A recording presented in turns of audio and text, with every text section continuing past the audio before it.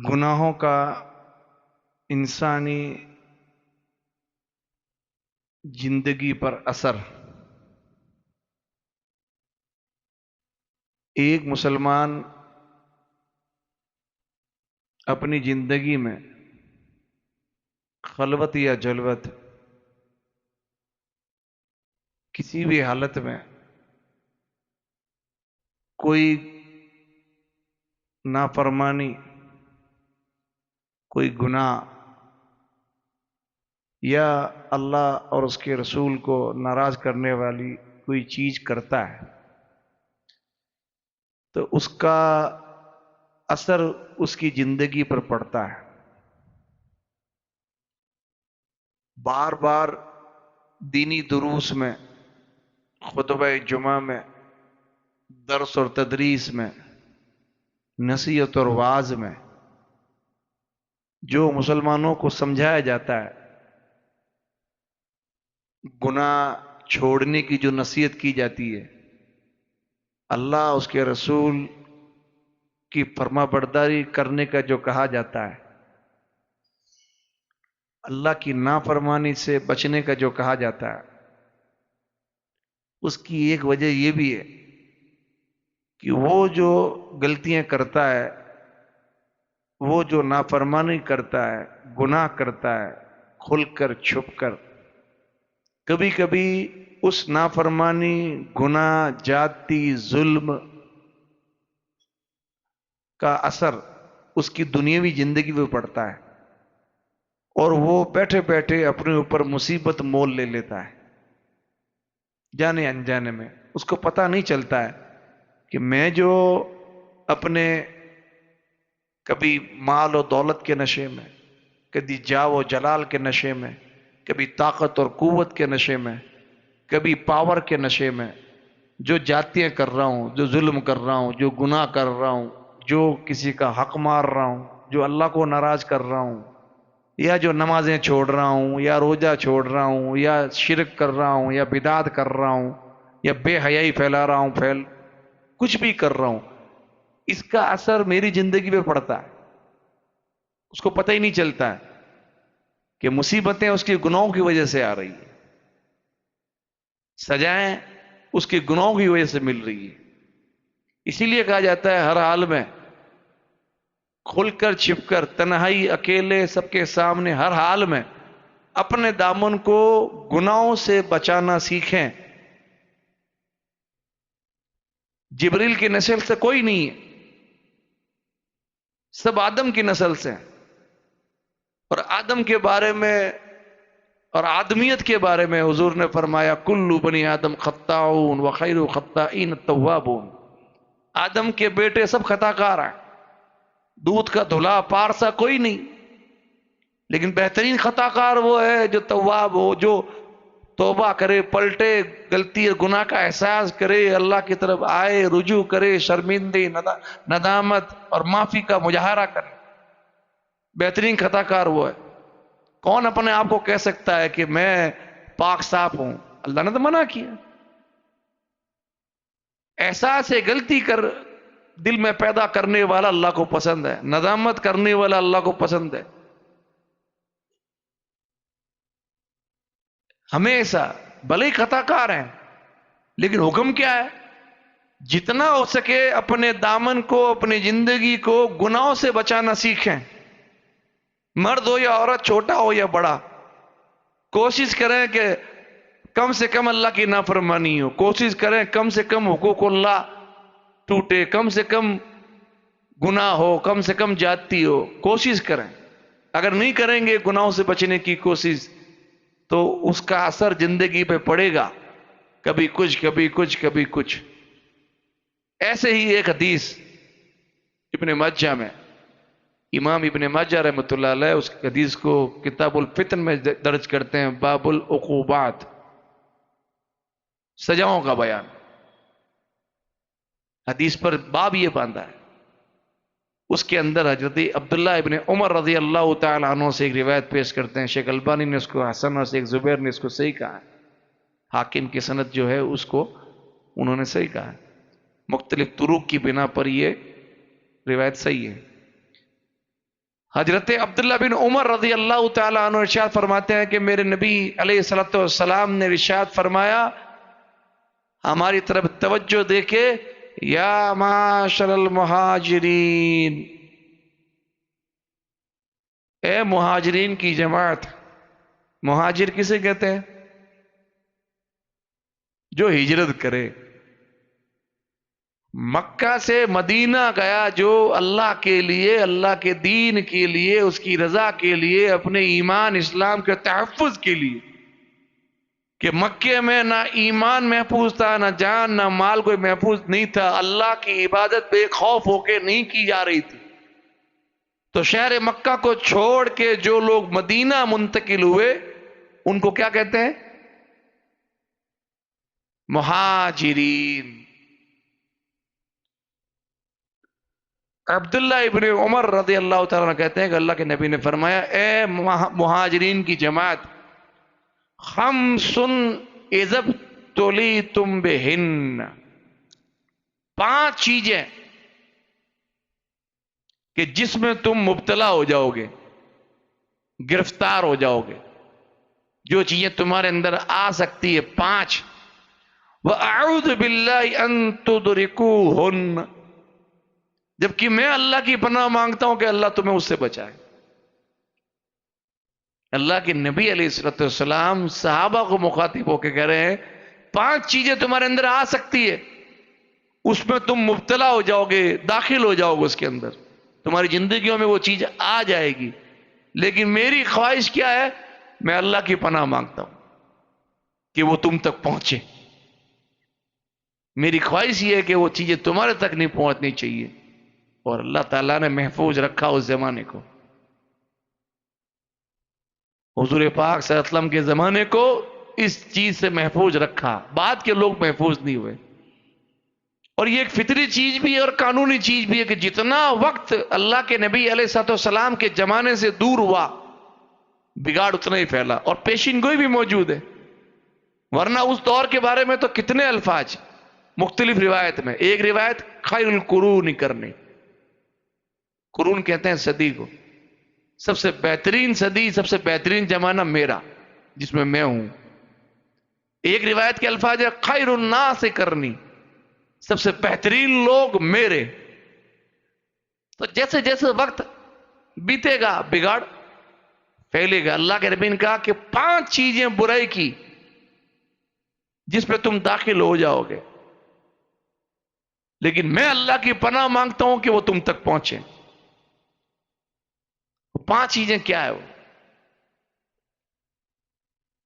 اللہ کے نبی علیہ السلام نے بالترتیب ان چیزوں کا ذکر فرمایا، لم تظہر الفاحشۃ فی قوم قط حتی یعلنوا بها الا فشا فیہم الطاعون والاوجاع التي لم تکن مضت فی اسلافہم الذین مضوا۔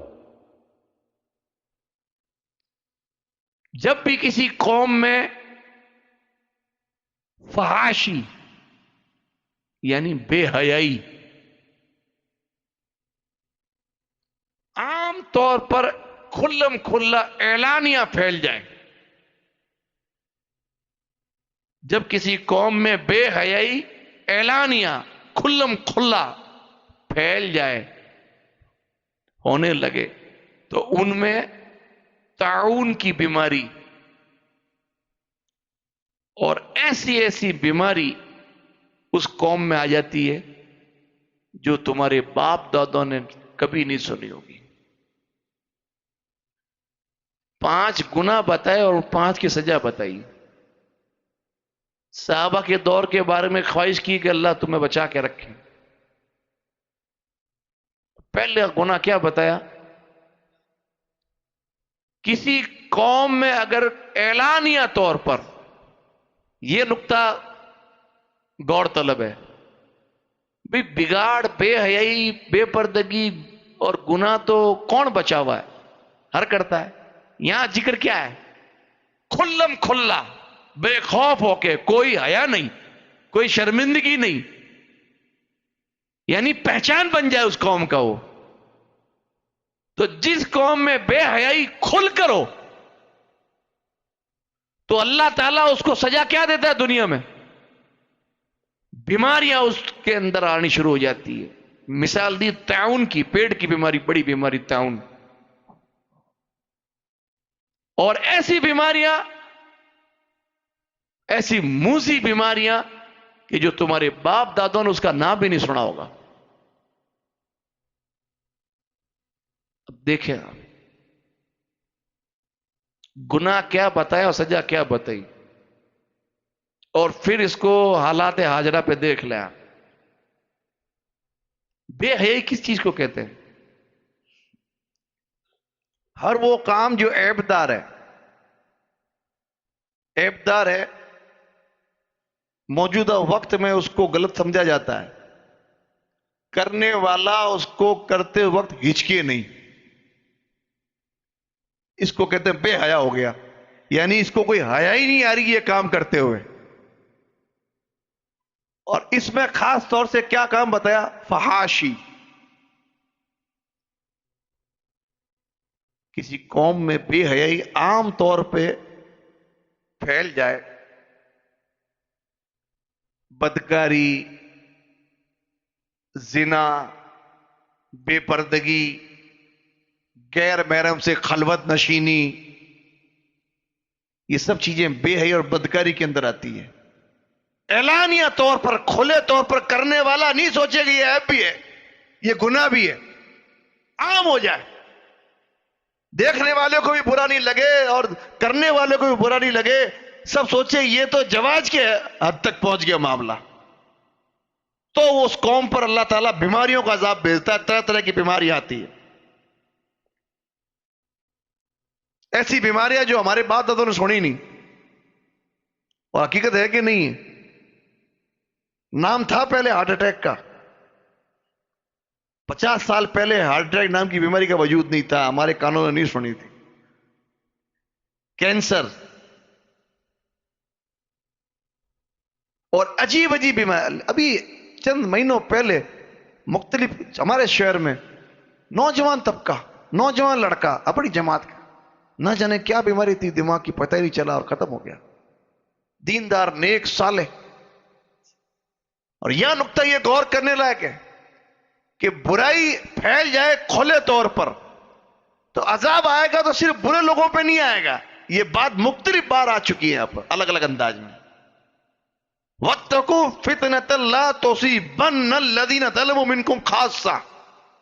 اس لیے کہا جاتا رکو، کرنے والا کر رہا ہے، لیکن برائی اگر پھیل جائے تو اس کا جو عذاب اترتا ہے تو صرف ان پہ نہیں اترتے جو برائی کر رہے ہیں. گیہوں کے ساتھ گھن بھی پیسے جاتے ہیں، بروں کے ساتھ اچھے بھی لپیٹے میں آتے ہیں. اور یہ ہو رہا ہے. دیندار طبقہ بھی اس چیز کی گرفت میں آتا ہے. عجیب عجیب بیماریاں، یعنی صحیح طور پہ نام پڑھ نہیں سکتے دیکھ کر، ایسی ایسی بیماریاں، درلبھ بیماری جس کو کہتے ہیں.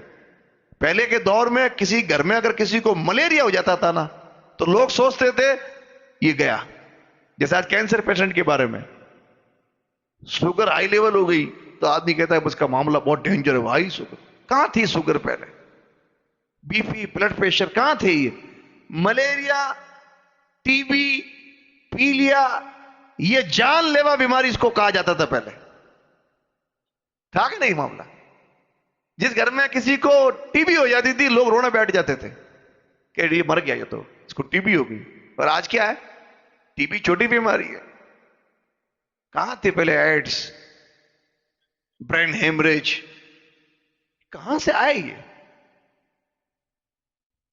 جیسے جیسے وقت گزرا بگاڑ آیا انسانیت کے اندر، انسانیت نے اللہ کی بغاوت کی، اللہ کے قانون کی دھجیاں اڑائی، اللہ کے ساتھ شرک ہوا، طرح طرح کے عذاب دنیا کے اندر آئے. عالمگیر عذاب بھلے ہی نہ آئے اللہ کے نبی کی دعا کی بدولت، لیکن مختلف علاقوں میں، مختلف اقوام پر، مختلف گروہ پر اللہ تعالی عذاب کے کوڑے برساتا ہے اور برس رہے ہیں.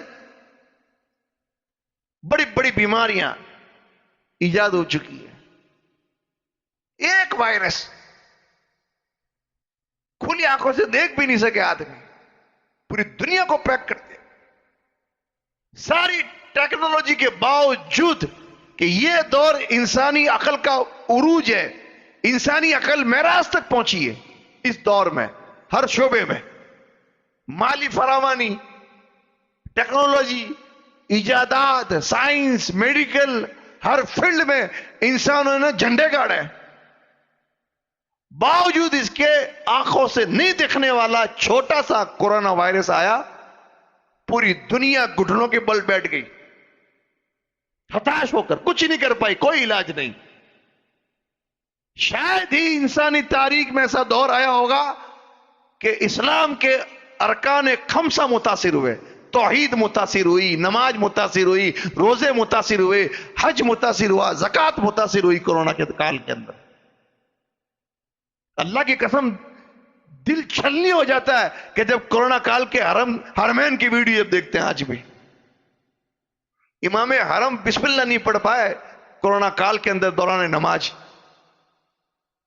कि लाखों की इमामत करने वाले पीछे 5 आदमी खड़े हरमैन में। क्या था ये? एक साथ पूरी इंसानियत को मुतनब्बे करने के लिए अल्लाह ने छोटा सा झटका दिया, छोटी सी मखलूक के जरिए, कि शायद इंसानियत रुक के थोड़ा सोच ले कि कहां चूक हो रही है, रब्बुल आलमीन क्यों रूठा। लेकिन नहीं, ये तो बड़ी सतह की बात थी। छोटी सतह पर भी देखें ना, कितनी अलग अलग बीमारी से हमारा सामना हो रहा है। और वजह क्या? फहाशी, बदकारी, बेहयाई, ये फैल जाए और लोग ऐलानिया तौर पर करें। ऐलानिया नहीं, खुल्लम खुल्ला करें। पहले लोग हर चीज छुप कर करते थे, लोगों का, अल्लाह का डर हो नहीं हो, लोगों का डर था। सूदखोर भी था तो क्या, अरे नहीं सर मैं तो आगुल लान दे, लोग कहते थे हमारे यहां पर, अपना ये काम नहीं है। अब तो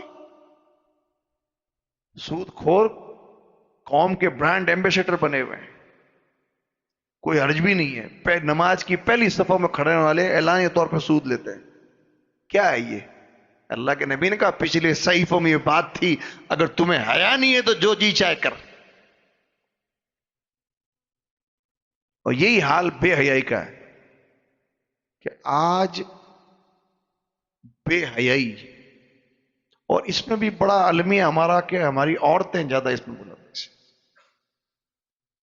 हया जो उनका सबसे कीमती जेवर था एक औरत का, वो जेवर आज औरत ने उतार के फेंक दिया है। बड़ी बड़ी कितनी चीजें हैं जिसमें बेहयाई फैल रही है। कपड़ों के जरिए बेहयाई फैलती है। मुसलमान ख्वातीन के लिबास नहीं देखे हमने? मुसलमान ख्वातीन के लिबास, जो चीज पर्दे की थी वो भी कितनी एडवांस हो चुकी है, उसमें कितना अपडेट आ गया है। बुरखा, और फिर बुरखे के नीचे लिबास। अल्लाह के नबी ने उस दौर में कहा था लिबास को लेकर कि जहन्नमियों की 2 किस्में जो जहन्नम में जाएगी, मैंने अभी दुनिया में नहीं देखी। 2 किस्में, उसमें से एक किस्म क्या बताई? कासियतुन आरियतुन मामिलतुन मोइलतुन, वो औरतें जो मर्दों की तरफ रिझने वाली, मर्दों को रिझाने वाली, बारीक लिबास पहनने वाली, कपड़े पहनने के बावजूद नंगी नजर आने वाली, ये जहन्नम की किस्म है।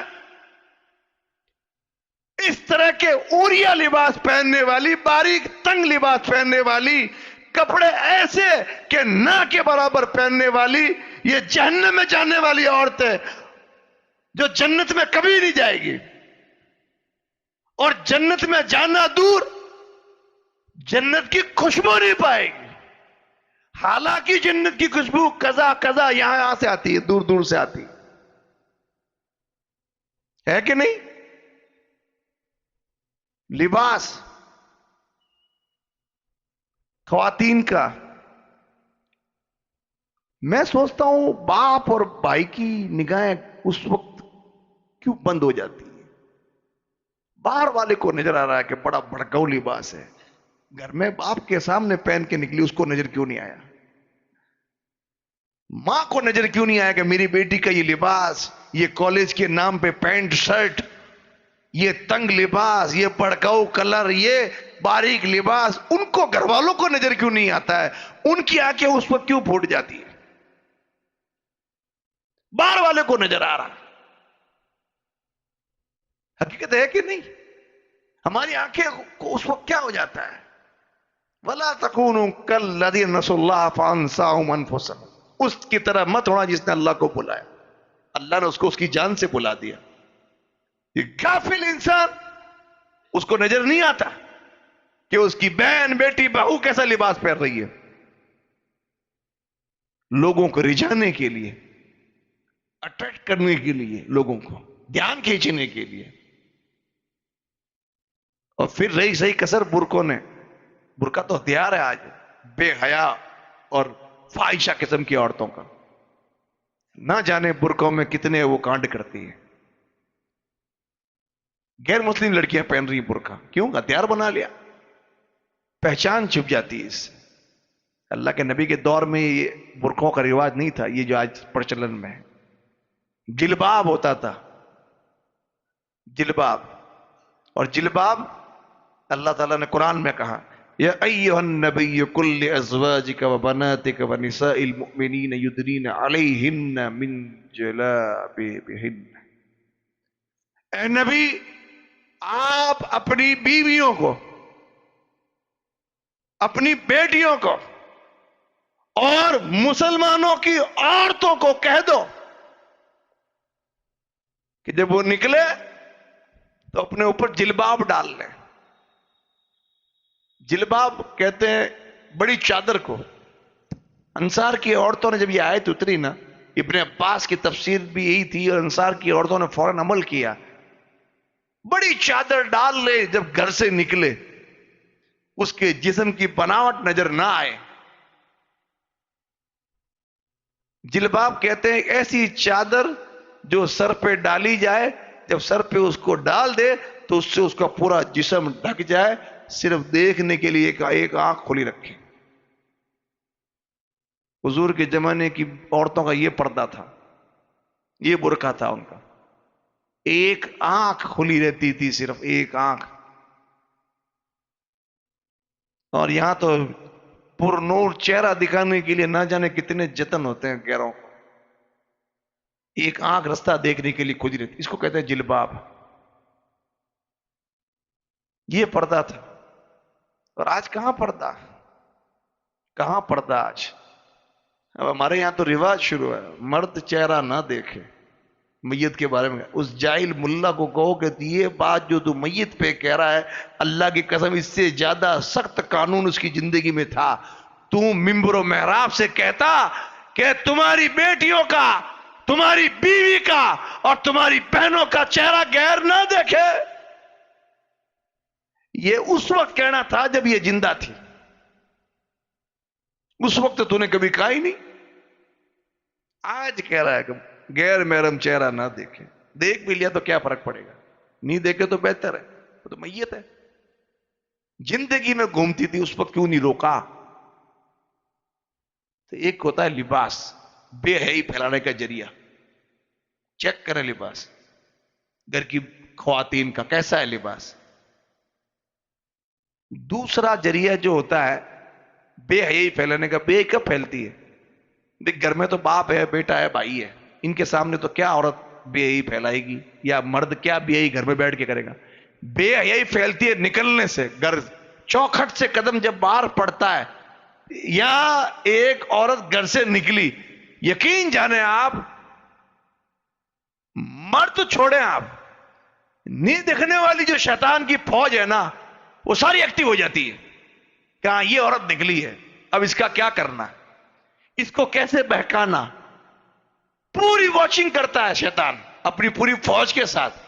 دیندار ہو یا بد دین، گھر کے کام جائے یا دین کے کام، کوئی بھی کام جاؤ آپ، مسجد آؤ بھلی کہ صاحب درس کے لیے جا رہی ہے، مسجد جا رہی ہے، جمعہ کے لیے جا رہی ہے، مزاروں پہ جا رہی ہے، درگاہوں پہ، کسی نام پہ گھر سے نکلے، اللہ کی قسم اگر اس کے اندر اللہ کا خوف نہیں ہے، ایک چیز، اگر اس نے اسلامی تعلیم پر عمل نہیں کیا ہے، دو چیز، شیطان اچک لے گا اس کو، اللہ کا خوف اس سے روکے گا غیر محرم کی طرف جانے سے، اور اسلامی تعلیم، پردے کا قانون اس کو بچائے گا غیروں کے عملے سے. نکلی نہیں اور گئی نہیں. حدیث کے الفاظ، شیطان طاق میں رہتا ہے، یوں بیٹھا دیکھتا ہے، اب نکلے گا اب نکلے. اسی لیے قرآن نے بڑا سخت الفاظ میں کہا وَقَرْنَ فِي بُيُوتِكُنَّ وَلَا تَبَرَّجْنَ تَبَرُّجَ الْجَاهِلِيَّةِ الْأُولَىٰ، اپنے گھروں میں بیٹھی رہو. جاہلیت کے دور میں جو کافر عورتیں ہوتی تھی نکلتی تھی، ایسے گھروں سے نہ نکلو. ضروری کام ہے تو دو چیزیں ساتھ لے کے، اللہ کے خوف کا زیور اور اسلامی تعلیمات پر عمل، یہ دو چیز ساتھ لے کے جائیں آپ، ورنہ بہتر کیا ہے، گھر میں قرار پکڑ. اور اس میں بھی خاص احکامات دیے، خاص احکامات، جیسے سفر کی بات آ جائے، سفر کی بات آ جائے تو اللہ کے نبی علیہ السلام نے صاف حکم دیا لا تسافر المرأة الا مع ذی محرم، کوئی عورت اپنے محرم کے بغیر، باپ بھائی بیٹا جو محرم رشتے ہیں ان کے بغیر سفر نہ کرے.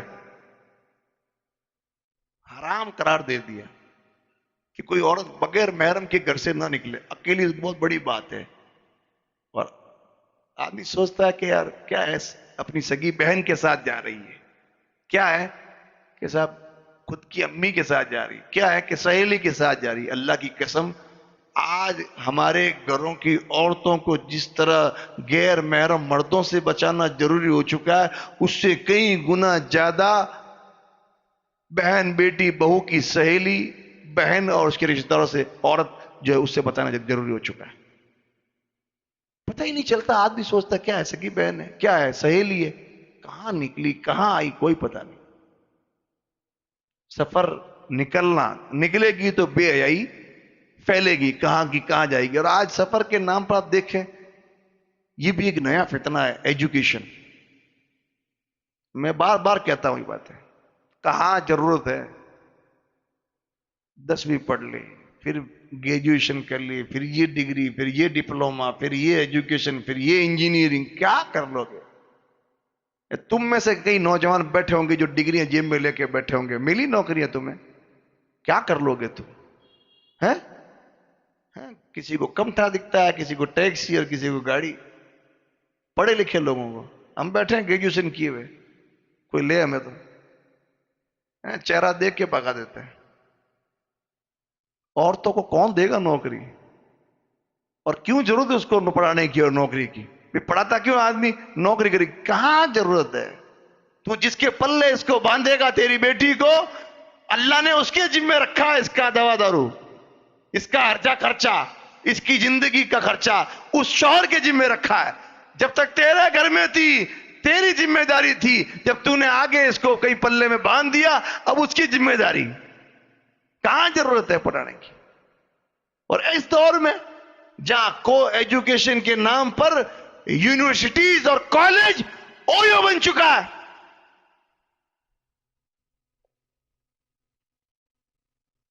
کالجز ہوٹلیں بن چکی ہے.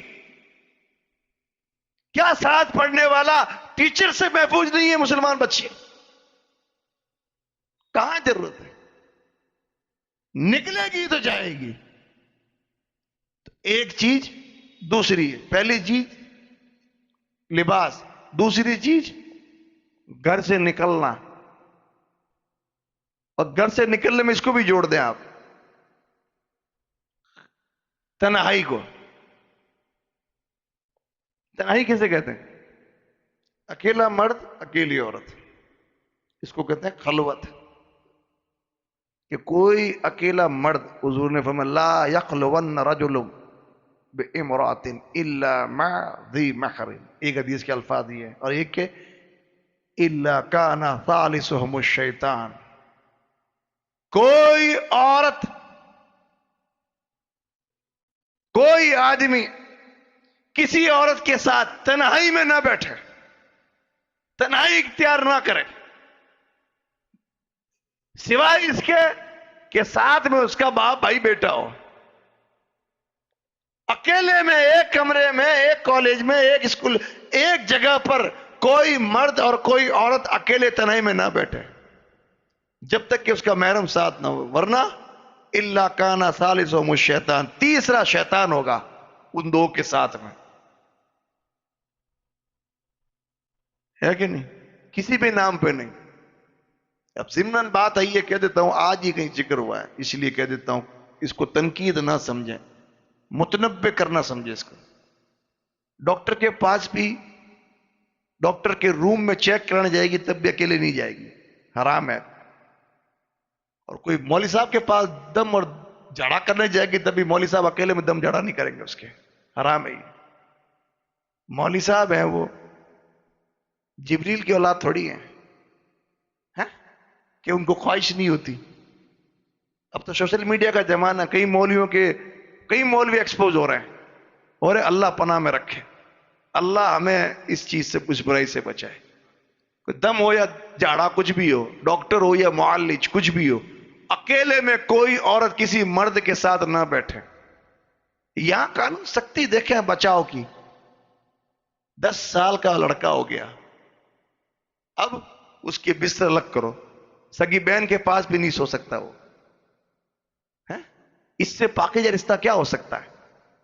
اتنا اسلام احتیاط کر رہا ہے، اور ہم کچھ احتیاط نہیں۔ کہاں آ رہی ہے، کس کے ساتھ آ رہی ہے؟ میں نے بتایا نہیں، فلم سٹی والا کیس آپ کو، غیر مسلم کے ماں کہہ رہی ہے اس کا بھائی ہے، غیر مسلم اس کا بھائی، وہ اپنی بہن کا ہی سگا بھائی نہیں ہے، سگا بھائی جو اس کی سگی بہن اس کا بھی بھائی نہیں ہے، وہ کام پڑے تو وہ اس کے ساتھ بھی نہیں چوکے۔ جائے گا کہ اس دور میں، کہ جس دور میں وہ لوگ پوری پلاننگ کے ساتھ، سازش کے ساتھ مسلمان بچیوں پر گدھ کی طرح نگاہیں ڈال کے بیٹھے ہیں، اس دور میں تو ایک غیر مسلم کو کہہ رہی ہے کہ اس کا بھائی ہے، اور اس کے ساتھ گاڑی میں بیٹھ کے کہیں آ سکتی ہے؟ جتنا سوچ رہے ہیں اور جتنا دیکھ رہے ہیں نا ہم حالات، اس سے کہیں زیادہ خراب ہے۔ اس لیے ان تعلیمات پر سختی سے عمل کرنا ہے۔ دو چیز، تیسری چیز بے حیائی پھیلانے کا ایک اور ذریعہ ہے، وہ کیا ہے آپ بتائیں، جس سے بے حیائی پھیلتی ہے؟ موبائل اور سوشل میڈیا۔ ہماری بچیوں کے پاس پڑھائی کے نام پر ہی کیوں نہ ہو بولے، اگر سوشل میڈیا پر مشتمل فون ہے تو یقین جانے اللہ کی پناہ ہے، اللہ نے کوئی بچائے تو بچے، ورنہ معاملہ سنگین ہے۔ سوشل میڈیا پر مشتمل فون، اور فون میں تو اب کتنی چیزیں آپ نوجوان ہم زیادہ جانتے ہیں، نہ حاجی نہ نمازی نہ امام نہ مقتدی، کوئی نہیں بچا ہوا ہے کہ کیا کیا کیا کھولتے ہیں، کیا نکلتا ہے، کیا دیکھنا چاہتے ہیں، کیا موبائل دکھاتا ہے آپ کو، یہ تو سب کو پتا ہے۔ لیکن موبائل میں بڑی چیز کیا ہے؟ غیر محرم سے بات چیت، اور پھر اس بات کو آگے بڑھانا۔ اسلام نے اس کو بند باندھنے کے لیے کیا قانون دیا آپ کو پتا ہے؟ اللہ تعالیٰ نے اپنے نبی سے کہا، یا نبی کی بیویوں سے کہا، یا نساء النبی لستن کاحد من النساء، اے نبی کی بیویوں تم دوسری عورتوں جیسی نہیں ہو، دوسری عورتیں جو گھومتی ہے تم ویسی نہیں ہو، ان اتقیتن فلا تخضعن بالقول، اگر تم پرہیزگاری اختیار کرنا چاہتی ہو تو جان لو کسی غیر محرم سے نرم لہجے میں بات مت کرنا۔ فَيَطْمَعَ الَّذِي فِي قَلْبِهِ مَرَضٌ فَقُلْنَا قَوْلًا مَعْرُوفًا، جو دل کا مریض ہوگا نا وہ امیدیں لگا بیٹھے گا تمہاری نرم گفتار سے۔ کتنا پاکیزہ اور کتنا اہمیت پر حامل قانون ہے کہ ایک مسلمان عورت کسی غیر سے، دودھ والا، چائے والا، سبزی والا، کپڑے والا، میڈیکل والا، ڈاکٹر، کوئی بھی ہو، نرم لہجے میں بات نہیں کرے. اگر تم نے نرم لہجہ اختیار کیا تو جان لو مریض عشق پہ لعنت خدا کی، مرج بڑھتا گیا جو دوا کی. لاکھوں کروڑوں کی تعداد میں سے مریض بیٹھے ہیں جو تمہاری نرم گفتار سے امید لگا بیٹھیں گے. یہ ذریعے ہیں بے حیائی پھیلانے کی. ہر بار بات آتی ہے، ہم تو ہر بار کہتے ہیں ان چیزوں کو، بس متنبع اس لیے کیا جاتا ہے کہ اب یہ بیماریاں بڑھ رہی ہیں، یہ گناہ بڑھتے جا رہے ہیں، یہ چیزیں بڑھتی جا رہی ہیں. اور افسوس اس پہ ہوتا ہے کہ اب دیکھو والدین، ماں باپ، ان کو کیا حکم تھا؟ کو انفسکم واہلیکم نار، بھائی اپنے آپ کو بچا، اپنے گھر والوں کو بچا جہنم سے. حکم یہ تھا، جہنم سے بچا.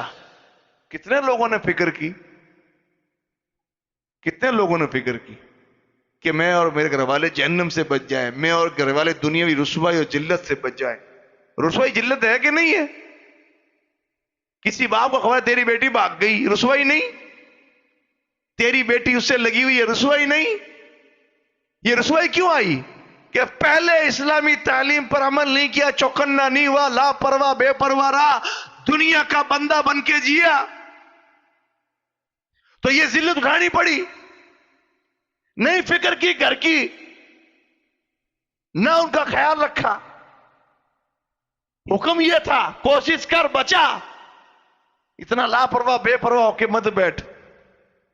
لیکن وہ کیا. لباس کے معاملے میں میں نے بتایا، ماں باپ کے سامنے گھٹیا لباس پہن کے نکلتی ہے. موبائل کی بات ہے تو ماں باپ خود لا کے موبائل دیتے ہیں. سوشل میڈیا چلاتی ہے، ماں باپ کو پتا. باہر نکلتی ہے، غیروں سے دوستی ہے، نرم گفتار ہے، بے دھڑک، بغیر سوچے سمجھے کہیں آنا جانا ہے، کوئی روک ٹوک نہیں. یہ سب چیزیں ہیں کہ نہیں؟ لیکن متنبع نہیں ہوا تو خود بھاگیدار بنا. اللہ کے نبی علیہ السلام نے فرمایا تھا، ثلاثۃ قد حرم اللہ علیہم الجنہ، مدمن الخمر والعاق والدیوس الذی یقر فی اہل الخبث. 3 لوگوں پر جنت حرام ہے، نہیں جائیں گے جنت میں. جنت حرام 3 لوگوں پر. پہلا کون؟ مدمن الخمر، ہمیشہ شراب پینے والا. والعاق، ماں باپ کا نافرمان. والدیوس، ایسا دیوس آدمی جو اپنے گھر والوں میں بے حیائی کو برداشت کر لیتا ہے. اس کے سامنے بے حیائی ہوتی ہے، بہن بیٹی بہو بے حیائی کرتی ہے کسی بھی طرح کی، ٹھنڈے پیٹے برداشت کرتا ہے، تنقید نہیں کرتا، اصلاح نہیں کرتا، روکتا نہیں. ایسا آدمی کو دیوس کہا گیا اور جنت حرام کی گئی. نہیں جائے گا جنت میں ایسا آدمی. دنیا ہی برباد، آخرت ہی برباد. اس سے زیادہ بے حیائی کیا ہوتی ہے کہ شادی کا موقع ہے. کیا ایسا ابھی 2 دن پہلے کی بات ہے، عقلیہ سے بارات جا رہی ہے، مسلمان خواتین کیا بوڑھی اور کیا جوان ڈانس کر رہی ہے ڈی جے پر. لڑکا پاس میں کر، کیا میں تو جانتے نہیں کیا ہے یار، میری بہن ہی ہے یار. اب گدھے، تیری بہن تیرے سامنے مجرے کر رہی ہے روڈ پر. میں نے بہت سمجھایا یار، مانتی نہیں ہے. ڈوب کے مر جا تو کسی گاڑی کے نیچے آ جا، یہ بہتر ہے تیرے لیے کہ ایک گاڑی آئے تجھے کچل کے نکل جائے. یہ تیرے لیے بہتر ہے اس بات سے کہ تیری بہن، تیری بیٹی اور تیری بہو غیروں کے سامنے مجرے کرے. تیری غیرت کہاں مر گئی؟ وہ بہتر تھا تیرے لیے، تو مر جاتا. اس چیز سے بہتر شادی کے موقع پہ کیا معلوم کیا ہو جاتا ہے لوگوں کو. شادی نبڑ جائے، چلتے ہیں شادی والے کے گھر، چائے بھائی پی، بلاؤ نا. کس کو بھائی؟ بھابھی جی کو. کیوں؟ مجرا دیکھنا ہے. کیا کہے گا وہ؟ کیا کہے گا وہ؟ دھکے دے کے نکالے گا؟ ایسی بات کر رہا ہے میرے گھر کی عورتیں. بھائی بند کمرہ ہے، تیرے گھر میں ہے، میں اکیلا ہوں، دیکھنا چاہ رہا ہوں مجرا، تجھے غصہ آ رہا ہے. روڈ پہ سینکڑوں لوگوں نے تیری بہن بیٹی کا مجرا دیکھا، اس پر غصہ کہاں گیا تھا تیرا؟ شادی کے موقع پہ تیرا غصہ کہاں گیا تھا؟ جب یہی تیری عورتیں کوٹے کی طوائفوں کی طرح روڈ پر ناچ رہی تھی، اس وقت تیرا غصہ کہاں گیا تھا؟ اب بند کمرے میں تو نہیں نچوا رہا ہمارے لیے. کیا ہے یہ دیوس آدمی. انسٹا پہ جا کے دیکھیں آپ، مسلمان، ہر مسلمان بچی، اللہ جس کو بچائے وہ بچی ہوئی ہے، ناچ رہی ہے، اکاؤنٹ بنے ہوئے ان کے. کیا ہے یہ دیوس. شادی کے موقع پہ نچوا سکتے ہیں. کرنا کیا تھا علاج جو نہیں کیا، جس کی بنا پر دیوس بنا، جنت حرام کروائی؟ کرنا کیا تھا؟ یہ جو آج ہماری بچی ہیں